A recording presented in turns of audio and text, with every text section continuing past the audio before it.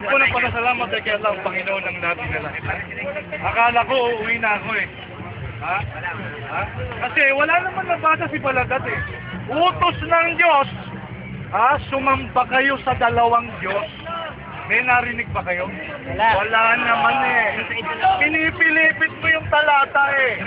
Tapos pinipilit mo kami makatagalog na ikaw, with all respect, hindi ka naman Tagalog. Tinuturuan mo kami makatagalog. Ha? Mali eh. Ang layo ng pinagbabasa mo. Tapos yung mga talatang ginamit mo, kuryente laban sa'yo. Ha? Okay. Una, mga kababayan, pinatunayan ko yung Allah, internal evidence, hindi naman niya kinibayon eh. Nasa Quran, malinaw. Walang Muslim nagtatalo kung yung Allah po ba ay Diyos.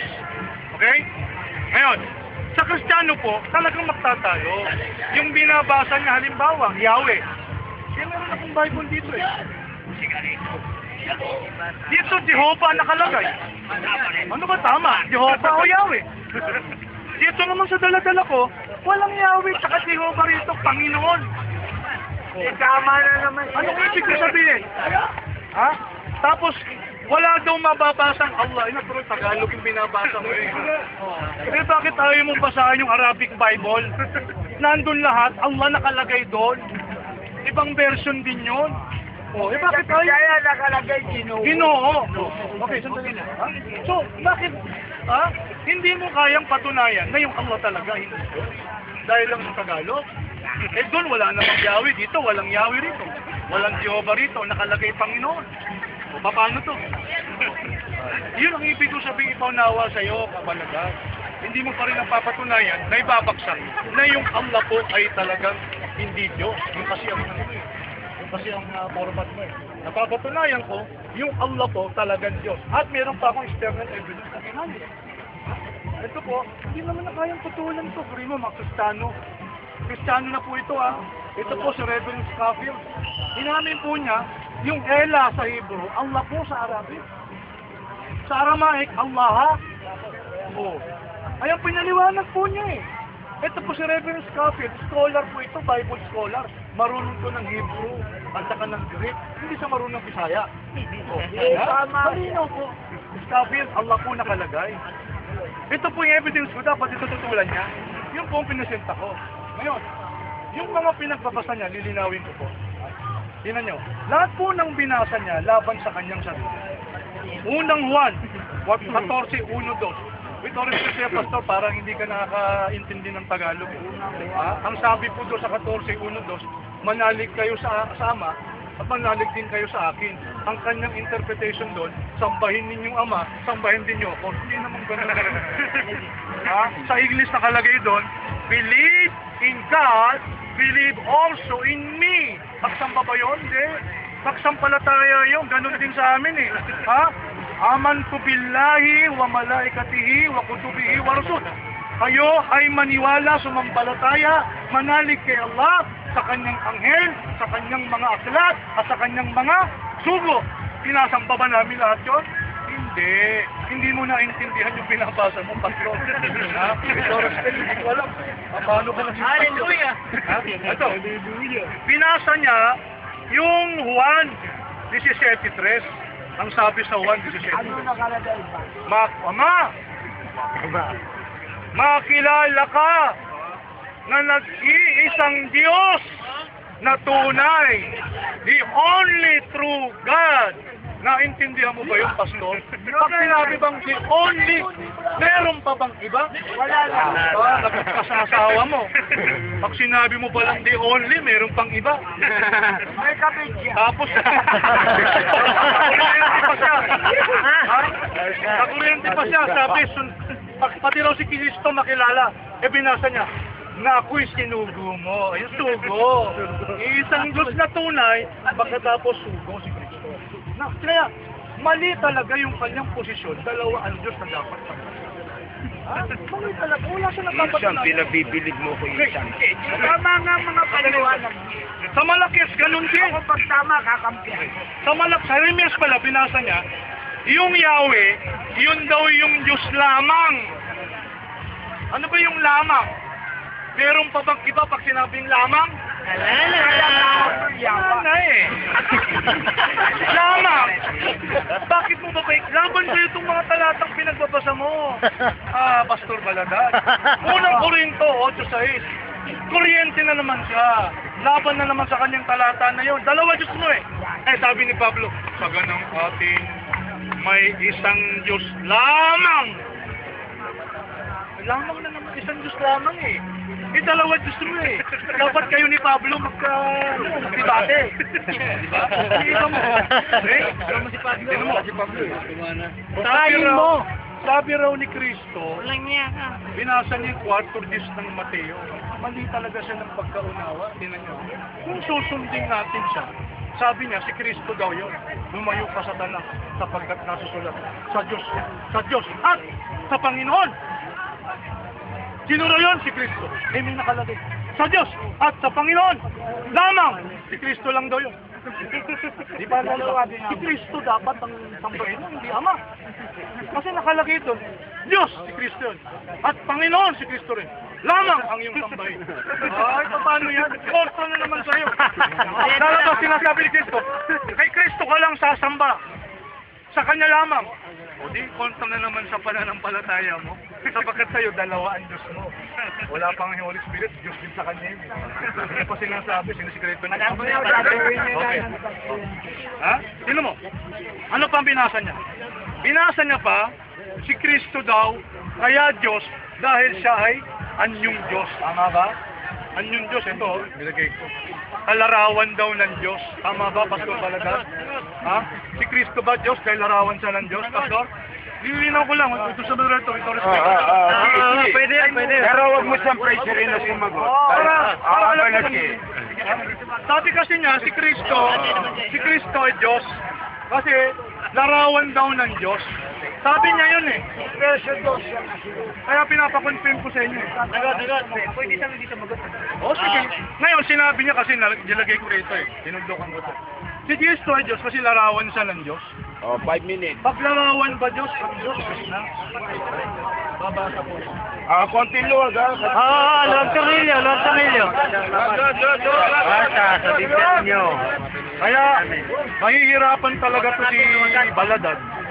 Pastor Baladag, ito respect. Na ako po ay kanyang nakonbinso sa kanyang sektang tinatag. Yan ano? Layo ka. Kaya daw Diyos si Bibi. Para may buwelo ang mga kamay. Yan. Kaya daw Diyos, tandaan niya, kaya daw Diyos si Jesus, kasi larawan daw siya ng Diyos. Hindi naman niya tinutulan. Lalabas totoo yun. Sinabi niya, ito, nilagay ko. Porke ba larawan siya ng Diyos, Diyos na, magkakaproblema tayo.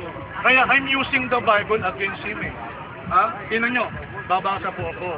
Sabi po sa unang Korinto 11:7, ito po ang sabi. Ha? Sapagkat ang lalaki ay talagang hindi dapat magtalukbong ng kanyang ulo. Bakit? Palibasa siya ay larawan at kaluwalhatian ng Diyos. Yung lalaki pala, ha? Alarawan din pala ng Diyos. Lalabas na tayo rito, mga Diyos. Paano yung bakla? Yung Diyos. Sorry, hindi kayo kasama. Dapo ng talatang ginagamit niya. Ilalaban po sa kanya. Meron pang isa. Sabi niya, inutos daw, uwi na raw ako. Binasa niya Hebrew. Kita niyo ha, ang sabi ko sa kanya, pag may nabasa ka, utos ng Diyos, ha? Sumamba kayo sa dalawang Diyos. May narinig ba kayo? Ano na kayo? Sinabi ba ng Diyos, sumamba kayo sa dalawang Diyos? Hindi. Ang ginamit niya, yung Hebreo. Ang nakalagay sa Hebreo ito, walang utos doon. Sabi sa Hebreo, meron akong Bible, ibang version eh. Ang nakalagay dito, ang sinabi niya, sambahin ang lahat ng mga anghel. Unang-unang technical siya doon. Anghel pala inuutosan, hindi tao. Kasi hinahanap ko sa'yo, sambahin. Inutos sa atin, sambahin dalawang Diyos. Wala kang sinabing dalawang Diyos doon.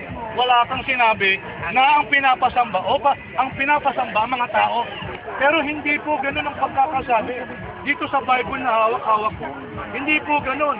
Sapagkat ang sabi po dito, ha? and let all God's angels do obeisance to Him. Ano pa yung obeisance? Pay homage, magbigay galang, magbigay respeto, hindi pagsamba.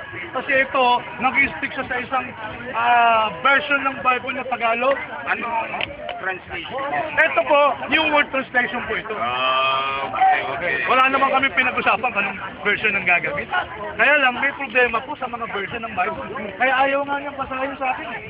According to Jesus ng Mateo, nakalagay doon, kapastol, sa Panginoong Diyos mo lamang ikaw sasamba at siya lamang ang iyong pagdilim. Hindi po dalawa, sapagkat kung may salitang dalawa, hindi po dapat gumamit ng lamang. Ewan ko kung naintindihan mo yung salitang lamang. Ha? Lamang. Ano rin sa? Nalilibang ako sa oras. Mga dalawa, isa't kalahati na lang. Ngayon, Pastor, Balagan, tingnan nyo, dapat tutulan mo ako sa aking mga sinasabi. Okay? At ngayon, hindi mo pa rin napapatunayan sa amin na dapat kumilala tayo sa dalawang Diyos. Sapagkat ang Diyos, ipinapakilala ko sa iyo, wala siyang nakikilalang iba. Iisa lang po ang lumalang. Mabasa po ako ng talata. Yan po ng Biblia kapatid. Asa. Tingnan nyo, sino po? Sino po ang Diyos? Ha? Pakinggan po ninyo, lumala lang. Mabasa po ako. Ayon po dito sa isang talata po ng Isaiah, para po mas maging malinaw po sa atin, ha? Kung sino po yung tinutukoy na Diyos. Tuloy ako. Okay. Sabi po dito, chapter 44, verse 24. Ganito ang sabi ng Panginoon. Kita nyo, Panginoon po sinabi rito, hindi Yahweh, hindi Diyos, ha? Ang iyong manunubos at naganyo sa iyo mula sa sinapupunan.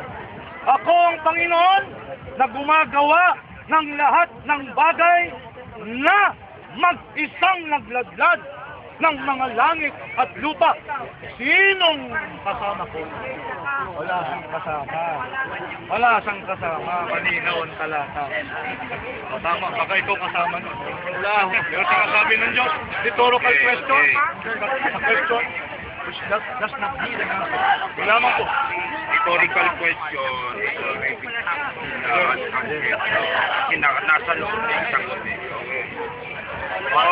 Perfect candidation. Hallelujah. Yun ang tanong.